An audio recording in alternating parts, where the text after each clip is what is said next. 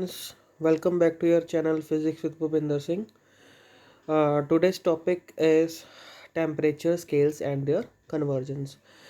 बच्चे तीन तरह के स्केल्स होते हैं टेम्परेचर को, वैसे तो पांच तरह के होते हैं। वैसे इसमें हम इस वीडियो में हम सिर्फ तीन तरह के स्केल्स के बारे में डिस्कस करेंगे। तो फर्स्ट जो हमारा स्केल है फ़ारेनहाइट है, जिसे हम F के साथ डिनोट करते हैं। ठीक है, उसका सिंबल F है। दूसरा जो हमारा स्केल है वो सेल्सियस है। ठीक है, डिग्री सेल्सियस, जिसे हम C के साथ लिखते हैं और उसे सेंटीग्रेड भी बोलते हैं, दूसरा नाम उसका। और तीसरा स्केल हमारा जो है वो केल्विन है। तो अभी तो हम फ़िलहाल तीन स्केल्स के बारे में ही पढ़ेंगे। ठीक है, और चौथा जो हमारा स्केल आता है वो हमारा है रेनमर स्केल। ठीक है, तो पहले हम इन तीन स्केल्स के बारे में डिस्कस करेंगे इस वीडियो में। तो चलिए फर्स्ट देखते हैं। पहले तो टेम्परेचर हम कब मेजर करते हैं। ठीक है, टेम्परेचर हम जब भी हमें लगता है कि हमें फ़ीवर है, जब कोई भी ठंडी आती है, तो ठंड का मौसम आता है तो हमें लगता है कि हमें ज़ुकाम हो गया, तो उसकी वजह से हम अपना टेम्परेचर वगैरह चेक करते रहते हैं। तो आजकल जैसे कोविड का टाइम है, तो कोविड चल रहा है, तो हम अपना टेम्परेचर रेगुलरली चेक करते हैं। जब भी हमने किसी पब्लिक प्लेस पे या स्कूल या कॉलेज के कहीं पे जाना हो तो अपना टेम्परेचर हम चेक करते हैं। तो इसमें तीनों जो बेसिक स्केल्स हैं उनके बारे में थोड़ी थोड़ी इन्फॉर्मेशन है। तो सबसे पहले जो फ़ारेनहाइट है, फ़ारेनहाइट में क्या होता है, एक जो कॉमन स्केल है, जो वेदर रिपोर्टर्स वगैरह जो इसके स्केल के बारे में इसको यूज़ करते हैं। तो जो भी अपनी वेदर रिपोर्ट देते हैं एयर का टेम्परेचर बताने के लिए, उसको फ़ारेनहाइट में बताते हैं। ठीक है, तो नेक्स्ट जो है सेल्सियस स्केल है। सेल्सियस हम जो है टेम्परेचर, आपको पता होगा कि हम अपना वेदर का जो टेम्परेचर, वेदर फोरकास्टिंग में जो टेम्परेचर आता है वो सेल्सियस होता है, सेल्सियस में होता है या फिर फ़ारेनहाइट में होता है। जिसमें अब हमने इसके बारे में डिस्कस किया था अभी कि जो स्केल था, सेल्सियस स्केल था, उसको हम C के साथ लिखते हैं और फ़ारेनहाइट स्केल को हम F के साथ लिखते हैं।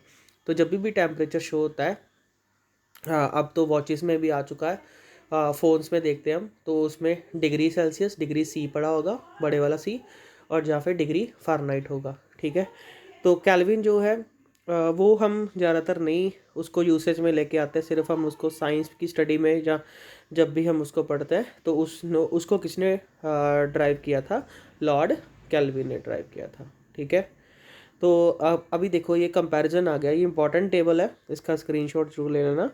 तो इसमें बताया गया कि जो फ़ारेनहाइट में देखो एक डिग्री लगा हुआ है, सेल्सियस में भी डिग्री लगा हुआ है और केल्विन में भी डिग्री नहीं लगा हुआ।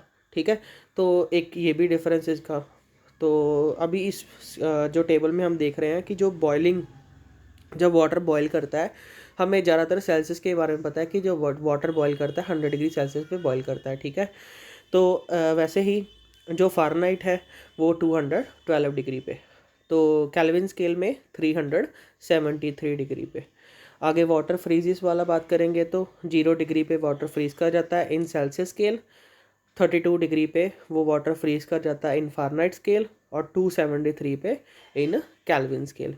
आगे रूम टेम्परेचर जो देखे हमारा, तो सेल्सियस में अभी हम रूम टेम्परेचर जैसे देखते हैं हमारा 22, 16, ज़्यादा से ज़्यादा 42, 43 पे चला जाता है गर्मियों में, और सर्दियों में ज़्यादा से ज़्यादा 22 या 23 पे, इससे ज़्यादा नहीं जाता, कम हो जाता है, कम जैसे एरिया बदलता है उसकी वजह से वेदर फोरकास्टिंग वैसे भी टेम्परेचर जो है वो इंक्रीज़ या डिक्रीज़ करता है।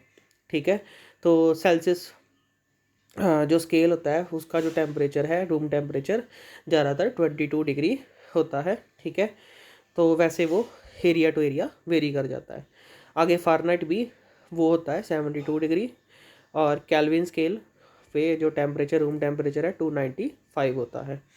नेक्स्ट एब्सोल्यूट जो ज़ीरो, जब वहाँ पे जो टेम्परेचर है फ़ारेनहाइट में -460 डिग्री, सेल्सियस में -273 डिग्री और केल्विन में 0। ठीक है, अब देखो एक और डिफरेंस आ रहा है जो भी मैंने पहले बात कर रहा था इसके बारे में, कि फ़ारेनहाइट के साथ हम डिग्री ज़रूर लगाते हैं। ठीक है, वो ज़ीरो सा जो साइन है ना, वो उसको डिग्री बोलते हैं, तो वो हम फ़ारेनहाइट के साथ ज़रूर लगाते हैं। सेकंड, हम सेंटीग्रेड के साथ भी डिग्री ज़रूर लगाते हैं। थर्ड, केल्विन के साथ हम डिग्री को रिप्रेजेंट नहीं करते, सिर्फ के ही लिखते हैं सिंपली, उसके साथ हम डिग्री नहीं लगाते हैं। तो नेक्स्ट अभी देखो कन्वर्जन आ रही है। कन्वर्जन में आपको देखो एक राइट साइड पे स्केल दिया गया है।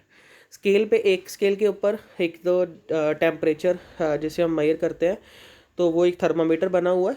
उसके ऊपर एक देखो सी लिखा है, एक लेफ्ट वाले साइड पे जो सी लिखा हुआ है थर्मामीटर पे, और राइट वाले पे ऊपर एफ लिखा हुआ है।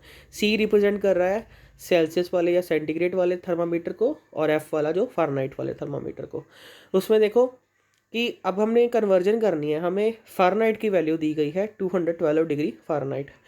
तो जब हम उस स्केल में देखते हैं 212 डिग्री फ़ारेनहाइट, तो उसके सामने सेल्सियस स्केल पे देखो 100 डिग्री है, ठीक है।